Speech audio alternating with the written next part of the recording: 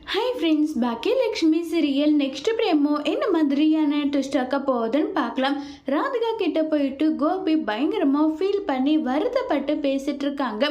இதுக்காக ராதிகா என்ன விட்டு போகணும்னு முடிவு பண்ண, எதுக்காக இப்படி பண்ண நல்லா சொல்லி கேட்டுட்டு இருக்காங்க. உடனே ராதிகா, நீங்கள் பண்ணது சரியா கோபி? என்னை விட்டுட்டு போகணும்னு நீங்கள் நினைச்சீங்களே, அது மட்டும் சரியான்னு சொல்லி கேட்டுட்டு இருக்காங்க.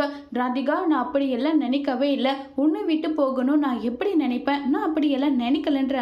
எனக்கு உங்களை பத்தி நல்லா தெரியும் கோபி. நீங்க எப்படிப்பட்டவர், எந்த நேரத்துல எப்படி பேசுவீங்க, இது எல்லாமே எனக்கு ஒன்றும் தெரியாமலாம் கிடையாது. எனக்கு நல்லாவே தெரியும் நல்லா சொல்லி ரொம்ப வருத்தப்பட்டும் ஃபீல் பண்ணியும் பேசிட்டு இருக்காங்க. இப்போ முடிவா என்ன சொல்றேன்னு சொல்லி கேட்குறாங்க.